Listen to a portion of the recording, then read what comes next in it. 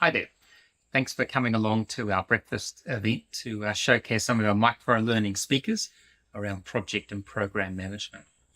We're not quite ready yet. We're still sorting things out, getting the technology up and running so we can all be ready for you. So in the meantime, have a look at a few of these snippets and it'll give you a bit of a taster as to some of the other micro-learning modules that we've got, some of the speakers we've got coming up in store over the next 12 months. Thanks so much. Talk to you soon. Cheers.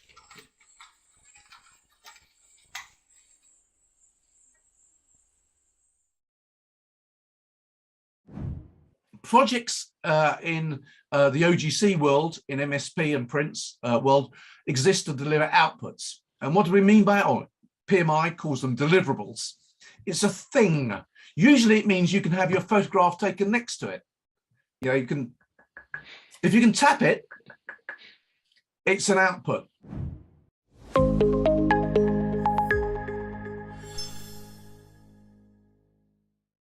Risks and issues on programs. So when you've got a whole load of things on your risk register, have a look through them and go, what are the causes that we have? What are the big answers to lots of these things? But it's useful to say, am I looking at an effect or a cause when you're looking at the risk register?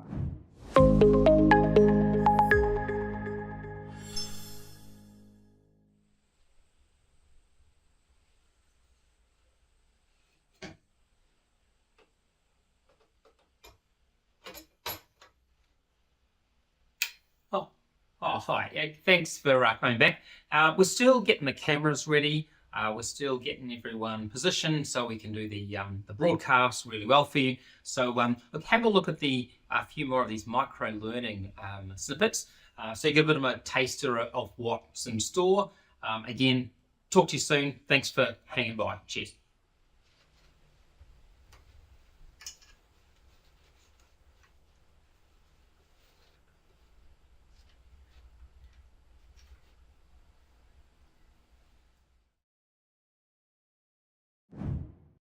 What are the benefits of vaccinating children against flu? Well, presumably it means the kids don't get flu.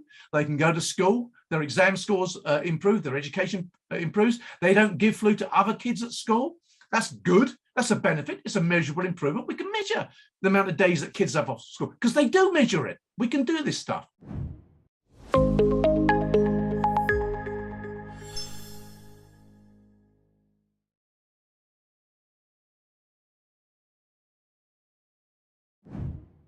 A team member may say something like, this new project is negatively affecting our team, and that's not being taken into consideration at all. So an active listener could respond by reflecting back. What I'm hearing you say is this new project will have negative consequences for your team. So I'm not parroting back, I'm reflecting back what I'm hearing in my own words.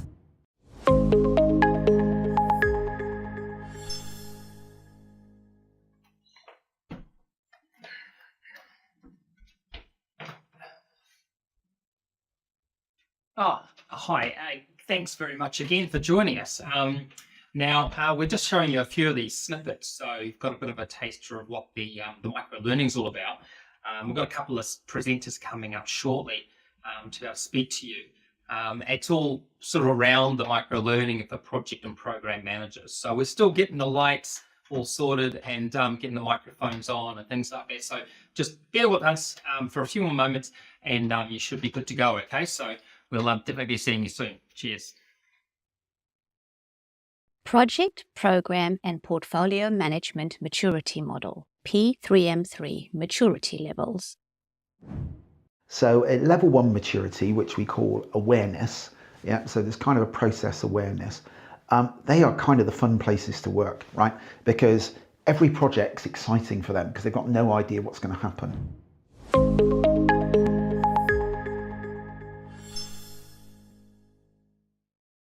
Establishing an enterprise project management office. One of the key things is spending a lot of time on problem definition, understanding, and obviously the same for projects, right? What are we actually trying to resolve here? Are we all clear? Are we all agreed? It takes a lot of time to do that.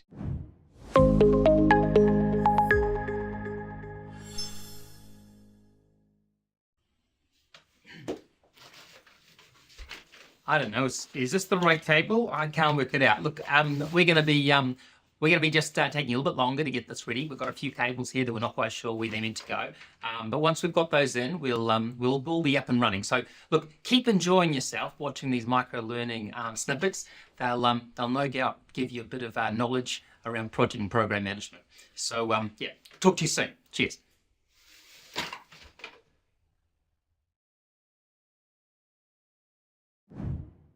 Ponder this. We typically divide projects into work packages. We divide programs into projects. There's inevitably an overlap. Should I run a big, complicated project with big, complicated work packages?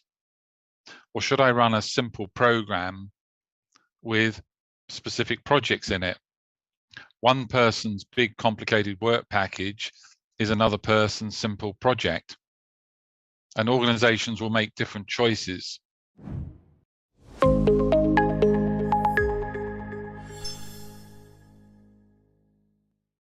Multiple diverse infections. When they scan your temperature, if it was above 37 or something, you were a potentially Ebola carrier. Now, the problem is in a country like Sierra Leone, your humidity is hot. We're right in the midst of malaria season. And then you've got huge HIV cases going on as well.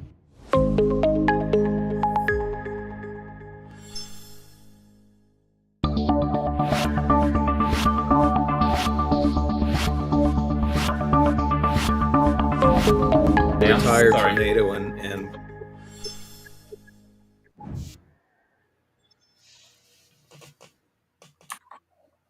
Kia ora whānau to those in New Zealand, Australia and beyond. Welcome to the CC Learning networking event where we bring worldwide project professionals to you to share ideas, learnings and experiences in project management.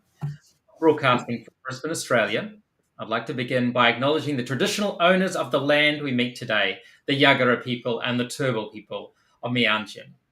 I pay my respects to the Yagara and Turrbal elders past, present and emerging, pass their culture and knowledge through oral storytelling, song, and dance. There's no dancing or singing, I don't think. Maybe Brad's got some singing he's going to do. Fortunately for you, I suspect. We will, however, use oral storytelling to share the wisdom and knowledge gained from experiences in project management.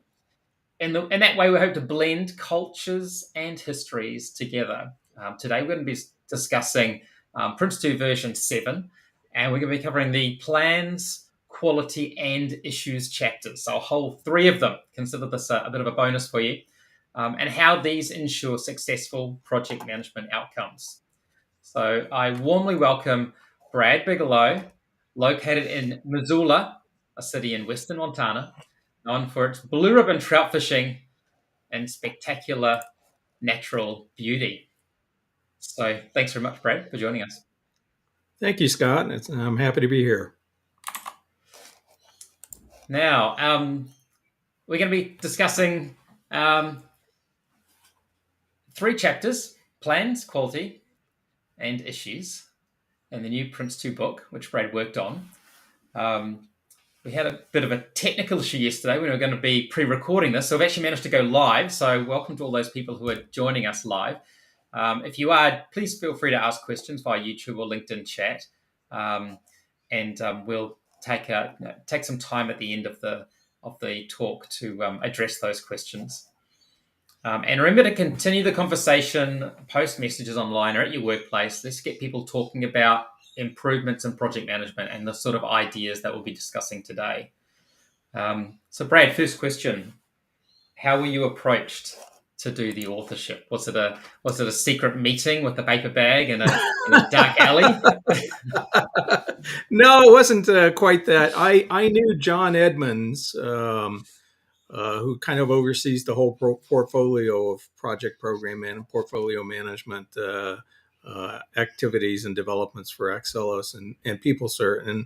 And John contacted me. We had worked together when I was in NATO, and I'd been a reviewer for the previous PRINCE2. And John was aware that I've been an active member of PMI for years. I've participated in updates to the PMBoK of Knowledge, the PMBoK, as well as the standard for program management. I've spoken at numerous PMI conferences. So I think both John Edmonds and Andy Murray were kind of interested in bringing the two worlds of Prince2 and PMI a little closer together, which I completely supported. So John kind of contacted me and said, we have an opportunity. And then after signing, of course, the non-disclosure, he said, hey, it's the new update to Prince2, and we'd like you to take part in it. And then when he said, actually, would you take the lead for the plans, qualities, and quality and issues chapter? I was kind of taken aback because I'm not, I haven't been one of the Prince2 gurus. I don't teach Prince2. Although I've used Prince2, we adopted it as our methodology in the NATO agency I was working for many years. And so I was deeply flattered and a bit intimidated because I was going into the lion's den. And, in my view, plans and quality are kind of at the heart of what differentiates project management from just, any other kind of organized human activities. I mean, lots of other things like organization and stakeholder communications. I mean, you have those whether you're doing a project or just running day-to-day operations. But plans, which is what you're going to do, and quality, which is what you're going to deliver, are really kind of at the core. And then, of course, issues are the things that you deal with in the course of execution of the project. Yeah, I mean, taking on 3 chapters, you were like, I've got some spare time, I think, to be able to make. Luckily, I did have time to do it, and yeah, it was a terrific opportunity. It was intimidating to be given those. The mandate was in part to make it much more practical and make it a little shorter. I failed. I think I succeeded on the first count because my attitude towards these things, even for PMI documentation, it was, to make things of practical value to PMs who are facing day-to-day problems. I'm not interested in the theory. I'm not interested in, perfection. I'm interested in things that can be put to use. So I hope that was achieved. Unfortunately, I failed in making it shorter. I think my chapters are actually all longer than they were in the previous edition. So I apologize, but I hope that they're longer but better. We'll see how acceptance goes over the course of time. And I guess that was one of the requirements, I guess, was it? What were the other requirements around what they were looking for in these updates? What sort of brief did you get given? A lot of it was responding to changes that we see throughout the project management profession. Shifting to more, more embracing of agile or adaptive project management delivery approaches, change management becoming a much more essential element. Also, things that have emerged as important themes like sustainability, green projects. I know for John, for probably as long as I've known him, he's been somebody who's been passionate about the need to, care for the planet in everything we do. And what were the major changes in each of these chapters that you? So should we start with plans first? Can you remember what the major changes were in plans? Much of what we did was sort of just restructure to make the flow through the discussion a little more logical. But we also, for me, I wanted to clarify some of the language to eliminate ambiguity, vagueness. And I wanted also to confront some things that, at least from my experience, have become are essential. So, understanding project management, and particularly the planning process and what's going on with that, that to differentiate project management from operations are going on all the time. We have day in, day out, there's a rhythm to that. Whereas project management is really a technique for delivering sort of finite packages of change into organizations. So they have a beginning, middle, and end. And I think there's a couple of things that I find are not as well understood as they should be about the planning aspect of project management. The first is that the early stage of the project of starting up a project in the PRINCE2 framework, it's perfectly okay not to continue. That sometimes the result of the startup is to say, this doesn't work. And that's something when I teach project management classes, I emphasize that, you have the right as a project manager, as a professional, to say, this isn't going to work, or this is risky, or this is unlikely to produce the results. And we see time and time again that some of the greatest and the most publicized project failures are often undermined from the very beginning by false expectations and packing in too many risks up front. Oh, we will get into new technology, and we will get into a new business area, and we're going to do it with a different type of organizational structure than we've done before. And oh, by the way, we have a crash schedule, and yet miracles will happen. Well, they don't happen, of course. And anybody who has experience through a few projects in different environments is going to recognize that. So the importance of recognizing that planning process is often a matter of looking at options and coming up with the one that's most likely to succeed. Because the biggest thing that changes when you go from planning to execution in most projects is the level of effort, the level of investment goes up significantly. You start signing contracts. You start having people make commitments of their time. You start buying materials.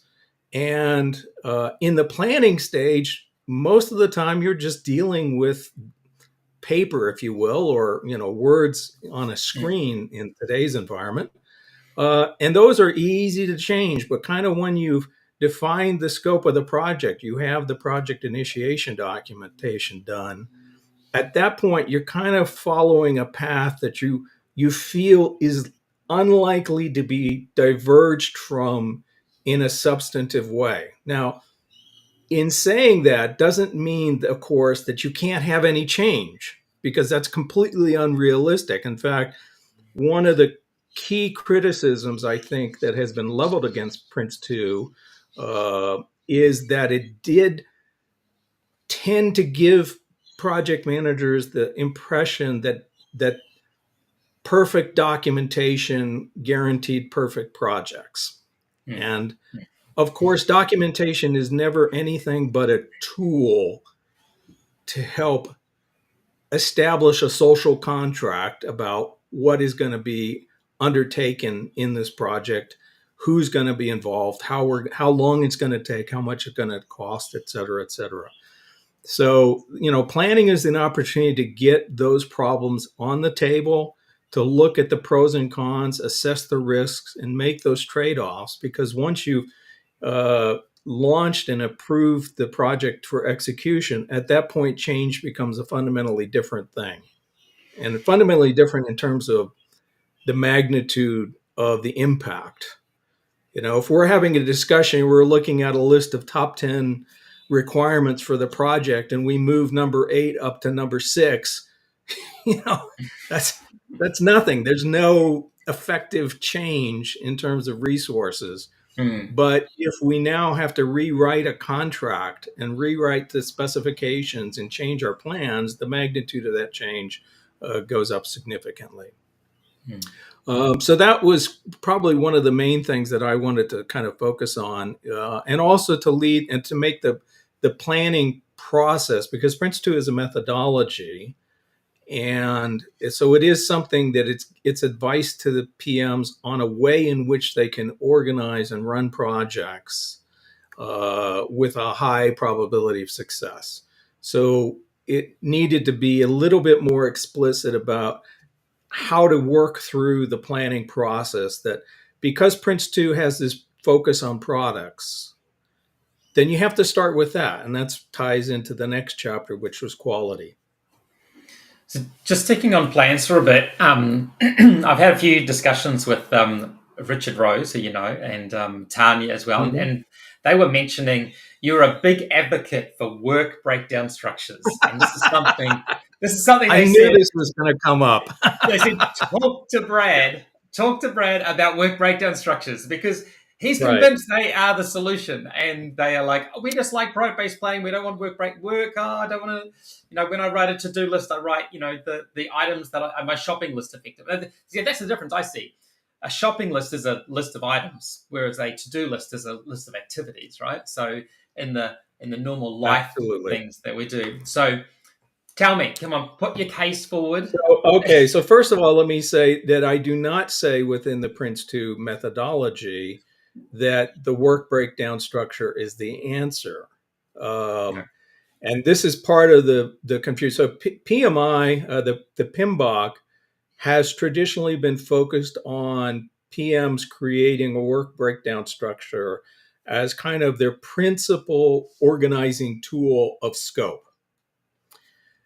Prince2 has used the product breakdown structure as its principal tool for organizing scope. All I offered, and I don't know how many internal battles John Edmonds and Andy Murray had to fight to support me on this, but God bless them for supporting me, was that I think there's a shortcoming. I will say this up front.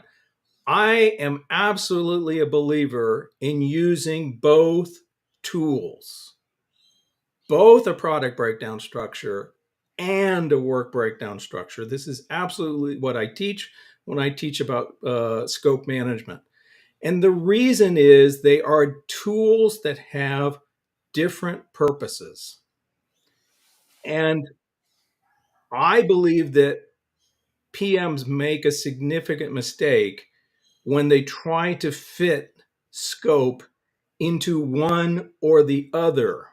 And the reason is most projects involve work and materials. So you have output.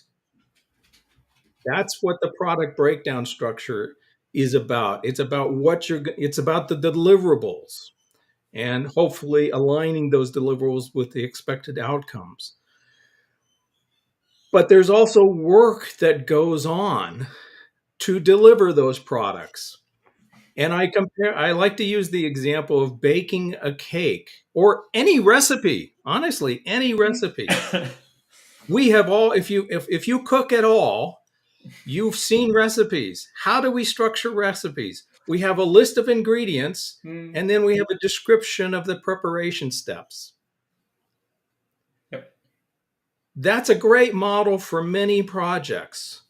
I have things I need to incorporate as materials.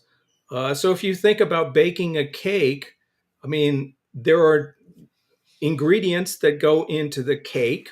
There's ingredients that go into the frosting, if there's icing or frosting of the cake.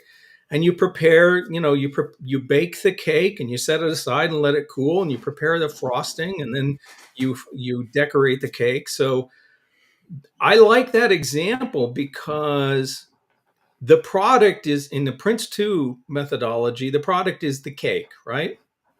And we would actually say that there are two components to the cake, the baked cake, and the icing or the decorations, the frosting, whatever it might be.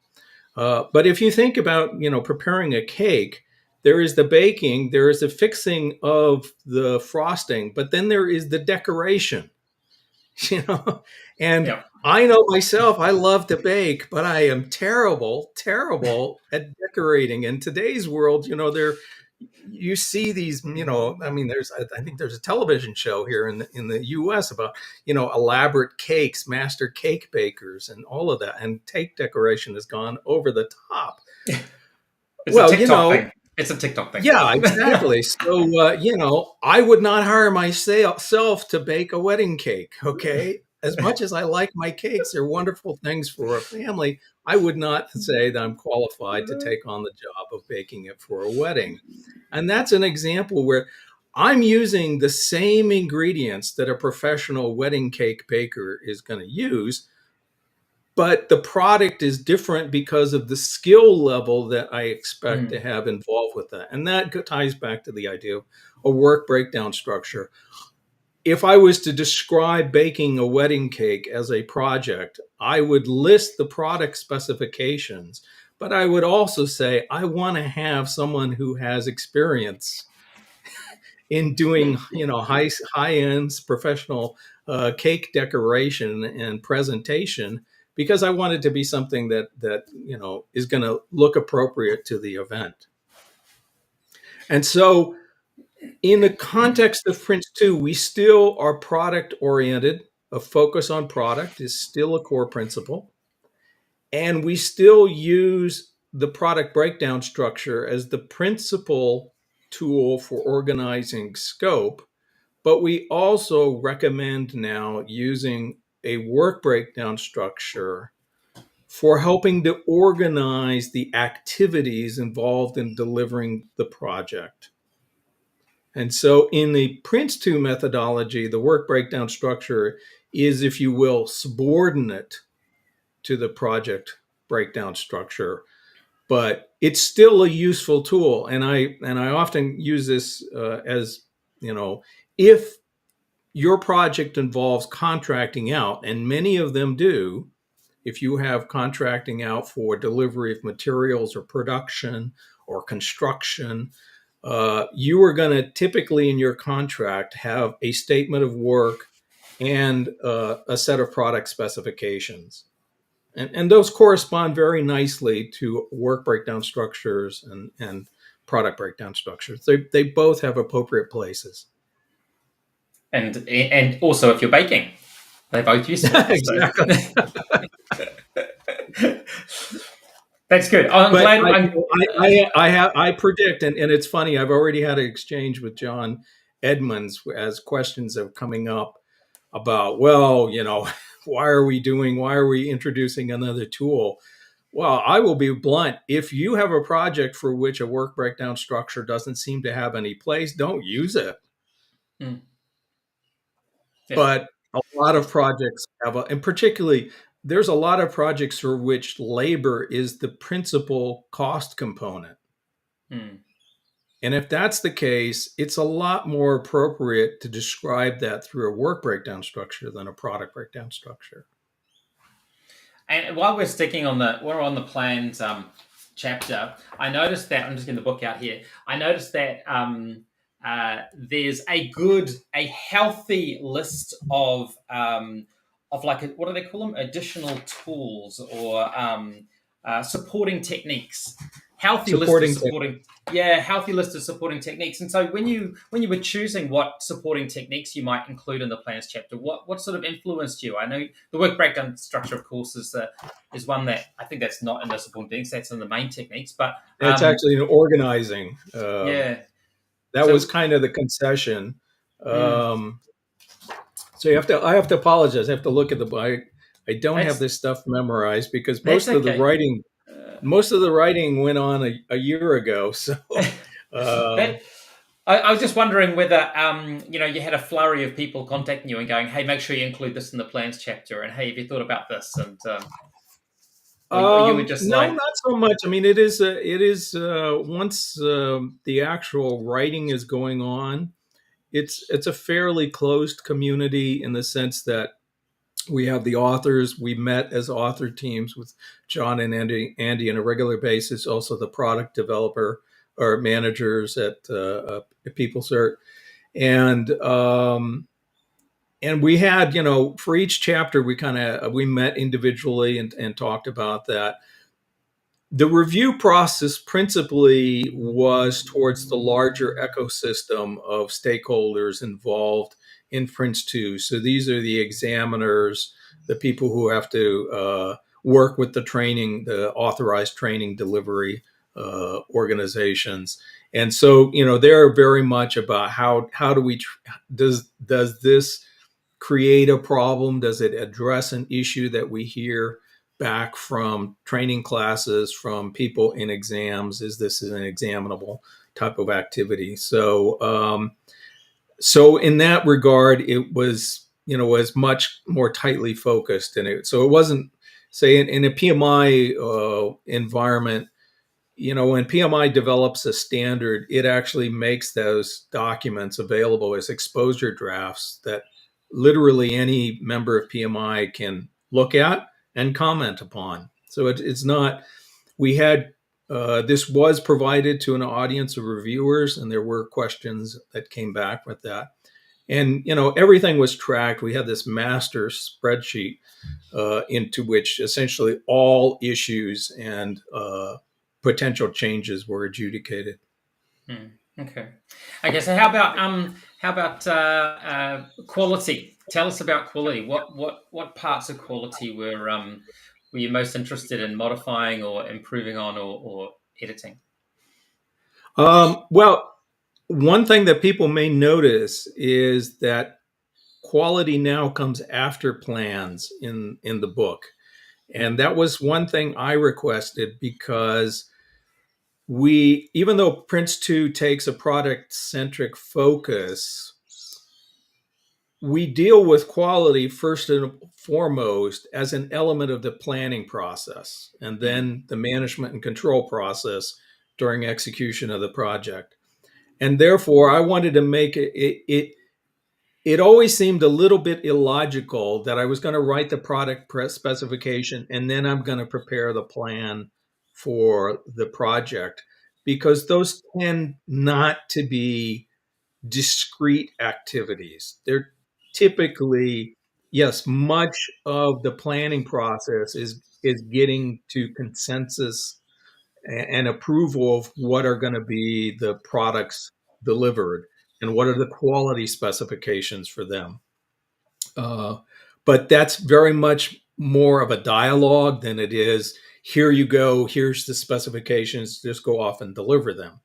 And so I felt like most project managers, when they're approaching the planning stage of a project and understanding the quality aspects of that, they're doing that because they're engaged in planning, not because they're going to go write the specifications and then stop and then go write the plan.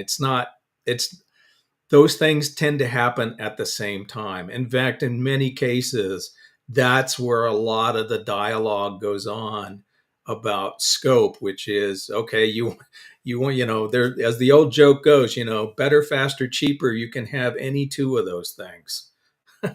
And so, what's most important? One of the things I stress when I teach project management is just in those, whether or not one accepts this idea of the iron triangle of cost, scope, and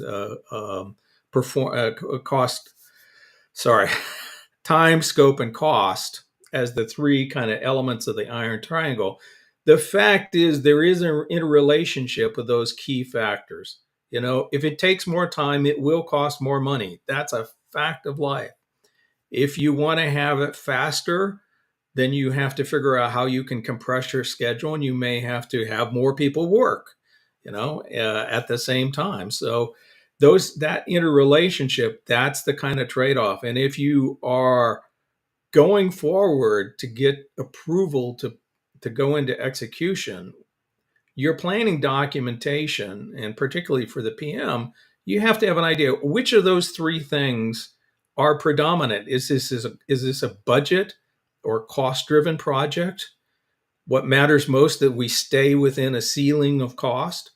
Is it a performance or a quality or scope driven activity where whatever it takes to get to that capability, we will do it? Or is it a time thing? This has to be up and live. I mean, let's look at the COVID vaccines as a great example. Those were absolutely time-driven projects. We wanted to, reduce the time to make that available to the public as much as possible. And, phenomenal project successes, I think, across the board. I think people will be quite happy not to see the back of quality reviews as the determining way of measuring quality on products. So I'm quite pleased about that. So thank you very much for doing that for us. Moving on now then to issues. Okay. So this used to be called change back in the day, but now Right. it's called issues. And I think it's more appropriate. So again, thanks for doing that. I agree. I agree. Yeah. That was a language that was given to me, but I told Andy and John that I was delighted with that change. And I tried to bring this out in the text of that chapter, which is that in the PRINCE2 framework, and I think this applies in any well-managed project, it's absolutely vital to distinguish between issues which will come and go all the time and change, which in a project management context means change to the baseline. And so I really tried to stress that in my language in that chapter, is to say, I totally encourage project managers to be as open to inputs as possible, to be because that kind of dialogue, people will want to talk about things that they feel they have a stake in. But a lot of times things can be talked through and resolved without changing the specifications of the project, without adding or changing to the budget of the project, without adding or changing to the schedule of the project. Because those are the things that are in the approved project implementation documentation that represent the baseline. And so it's a much different thing to have a discussion about concerns and possible risks. And very often it's how you deal with a change is very much affected by when it comes up. I've had experiences where a specific example, NATO nations took a decision to close some of their military headquarters according to a certain schedule. Well, some of the projects I was managing at that time had commitments to deliver equipment to those headquarters. Well, if we were in the planning stage or maybe even the development stage, it was trivial to simply say, we're not going to deliver that one to this facility in Germany, as an example. However, if we were on contract, the equipment had been bought. We had scheduled delivery 2 months away, maybe. Guess what? We weren't going to change that. Was it sort of a waste of taxpayer money to deliver equipment into a facility that was going to be shut down a year later? Maybe so, but it was actually the cheapest of all the alternatives, because maybe they had no place. It wasn't a matter of saying, well, go to a different location. The contractor had bought the equipment. He couldn't, if he was to resell it on the market, he would pass all those costs on to us. So, there are times when change makes perfect sense. And there are times when you have to say it's an issue, but yeah, we're not gonna deal with it as a change to the project. And so I think in that chapter, the issues chapter, we really kind of talk about the need to, be open to issues, to constantly be evaluating them, but to sort of be a bit conservative in saying, is this in fact a change to the project, because when it becomes a change to the project, you have to change your documentation. You're going to have to you may have to get more money, as an example. It's rare that a project manager can approve anything other than that's not within the tolerances for the budget. So if it's not just a small amount of money, a marginal cost change to the budget, he's going to have to go back to the project board, and the project board may have to go back to the organization.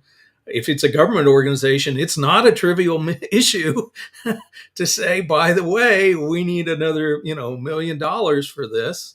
That's a time-consuming activity, and so that's kind of why the chapter, by calling it issues, we focus on the most important thing that the PMs need to do, which is to be open to communication with stakeholders throughout the process, but recognizing there's a big difference between issues and change. Now, considering you have a very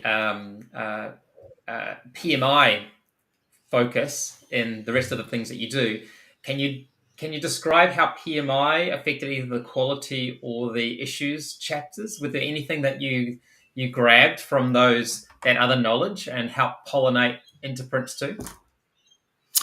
I think, first of all, I would say that PRINCE2 already had a lot of overlaps with PMI, because they're both based on a wealth of experience and development of good practices in the project management profession.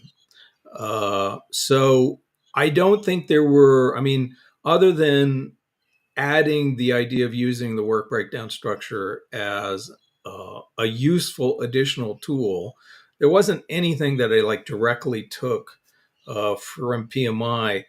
The thing that I would emphasize, and it's funny, I gave a talk on PRINCE2 to a PMI chapter within the last couple of weeks.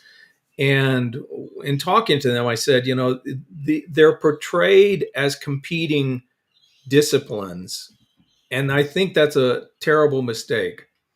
PRINCE2 is a methodology. It's a methodology that's been proven in thousands of projects. It's been refined over the course of time. It is a methodology in which you can get certified. The biggest benefit to me of PRINCE2 is it gives, essentially, if you're an organization that is going to do multiple projects, it's a great way of avoiding having to write your own in-house project management guide from scratch. You can steal lots of good things from this book. You have roles that are defined. You have documents that are scoped. There, you have processes that are explained, and so you can kind of take PRINCE2 out of the box and tailor it and adapt it to your organization's particular needs. Whereas the PMBoK of knowledge is, in fact, what it says on the cover. It's a book of knowledge. It's about things that have worked for most projects most of the time, is the mantra that PMI uses. It is not directive in saying this is the one way to do it. Whereas PRINCE2 is it's not so much that it says this is the one way to do it, but if you're going to do it the PRINCE2 way, this is how it's done. So yeah, I highly encourage PMI members, particularly if you're in organizations that if you're in an organization that does multiple projects and will be doing multiple projects for the foreseeable future, and you haven't developed your in-house methodology, look to this book, because it will definitely give you lots of good things that you can, there's an old saying, the best way to get an idea is to steal it. And yeah, you can steal lots of great ideas about how to organize and manage, control project management activities, projects using PRINCE2. And I think what's probably worthwhile mentioning is that the significance of this update is there are actually a lot of things that just stayed the same. There were lots of things that just stay the same, because as I say to my students when I'm doing courses, I say, isn't it great? Because it's best practice. If it completely changed, wouldn't you go, but I thought that was best practice? That's a great point. Yeah, Why absolutely. did- Yeah, if it was such good practice, how come we chucked it all out? That's right. Yeah, exactly. So the majority, I was talking to Tanya about the principles, for example, and they pretty much stayed the same, and those sorts of things. So that's good. But definitely tweaking around the edges, I think, helps improve. It helps keep things current, because we're learning. We're always learning, and we're gathering more information. And so, for example, this version has a slightly richer set of tolerances, which I think, for me, tolerances are it's like one of the secret sauce ingredients for Prince2, which is that when you're working in a project management framework, very often, the executives, the project board members are involved in the project, intermittently. They're not working on the project day in and day out to the extent that the PM is. And given that, you need to have a control framework in which the PM, if the PM loses 25 cents in the Coke machine, he doesn't have to run to the project board to say, "Oh my God, I need more money."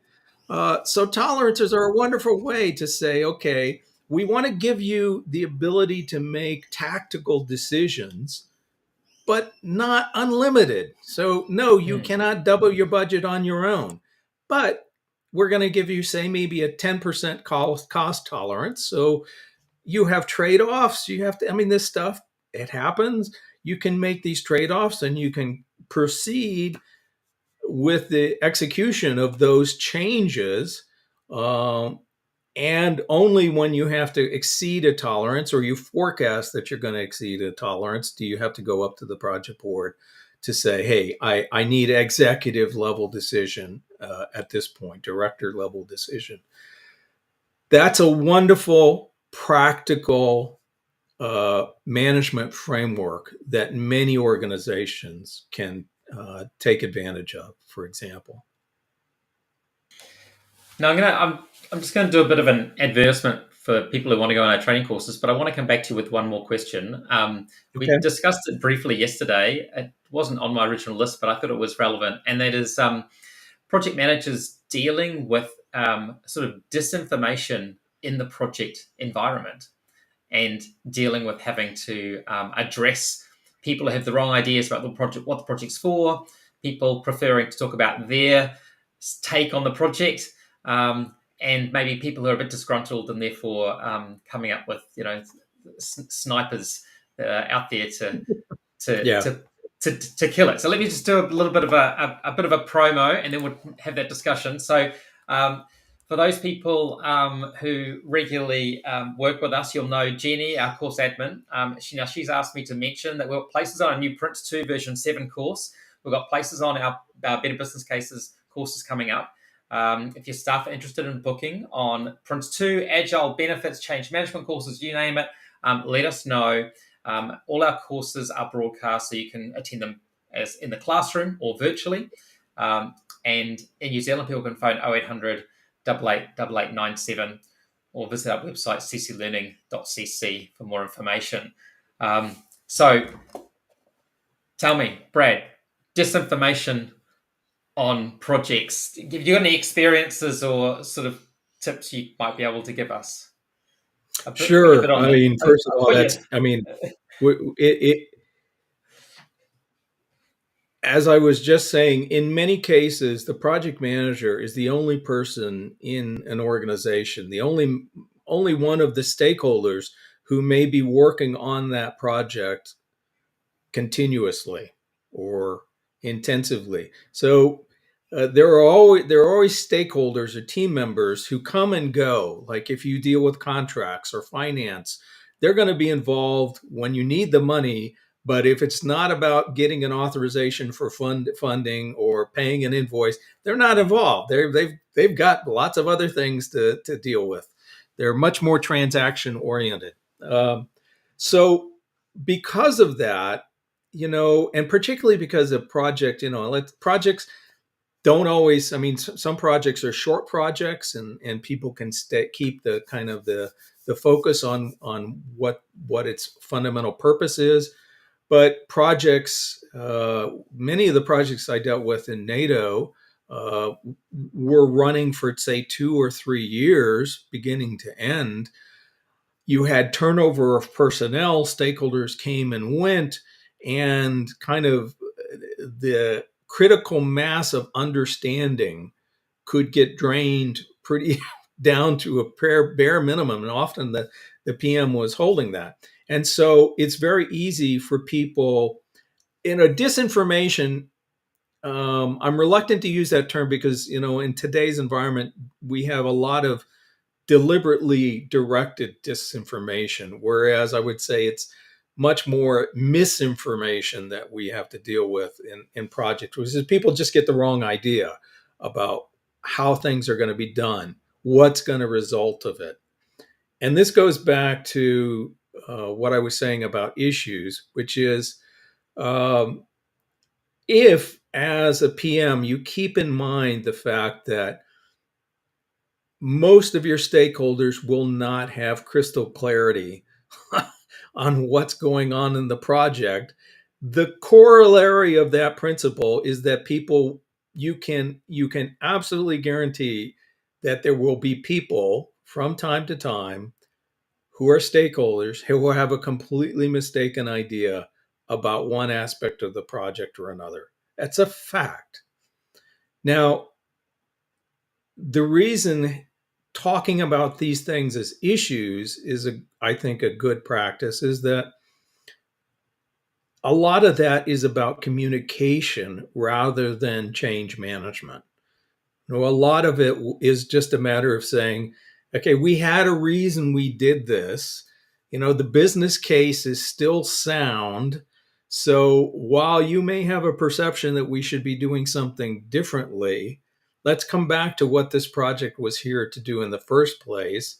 And, if it's, yes, there are projects that need to be stopped and shot in the head and left by the roadside. But if you've done a decent job, I mean, those things only happen for one of two reasons, fundamentally.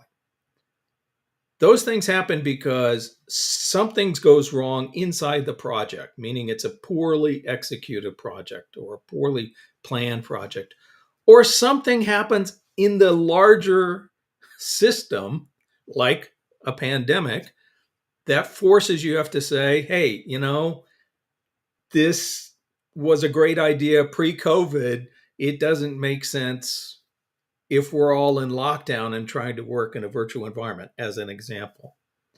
So, that idea of communication being something that has to be, and going back to the idea that, fundamentally, does the project still make sense or not? And if the project still makes sense, then you have a dialogue about, are the issues such that they have to be translated into changes to the baseline, or are they things that really are just challenges for communication and stakeholder relationships management? Yeah, I think that question, particularly in relation to COVID, is highly relevant in Auckland at the moment. Back in New Zealand, where there's a large project going on to add an underground railway through Auckland City, and yeah, the numbers of people who were coming into the city before COVID justified it, I suspect. And now there's questions as to whether or not that's the case. And it's the same thing in Brisbane. There's a big railway being implemented here. But then I guess it's also the unsureness, the uncertainty associated with what's going to happen. Is it going to bounce back? Right. Yeah. Or Are these What's fundamentally changing our needs for transportation, an example? Yeah. I mean, we had here in the US just in the last 2 days, I think, that the corporation WeWork, which was all about short-term co-working areas, short-term office rentals, and all that sort of stuff, which 3 years ago seemed like it was a great thing, but now, many people are working from home, and that's going to probably stay in place for the foreseeable future. If you take long leases and try and then lease them out on sort of weekly or monthly basis, you're stuck with those long lease costs. And if all the other prices drop, then there's gonna be a margin there you're gonna miss out on. And I think WeWork definitely, their business model had a few flaws in it, but bankruptcy is allowing them to renegotiate all of those. So even though those vary, and actually something happened in Europe too. There was the same thing. Another business in Europe, another property business. The same thing has happened to them, so it could be a reflection of the general change. So if that's a trend and it continues, then like we say, these projects in Brisbane and Auckland are going to have to reevaluate their business cases. But they've signed contracts, like you say. Addressing this issue right now is probably more costly to stop it than it is to continue. So yeah. Tricky stuff. Okay, cool. Well, thank you very much for coming along. Thank you for asking for me, inviting me, Scott. It was great. No worries. It's always good to hear from. And this is a much more reasonable time for everybody, because the poor guys in the UK, when I speak to them, it's early in the morning. And of course, in New Zealand, it tends to be late at night. So for all those who have registered, a link on the recording for this event will be sent along with the request to provide us with feedback. Feel free to share the link with others. Thank you for coming. We look forward to seeing you at a future event. Ka kite whānau. Cheers. Bye. Cheers.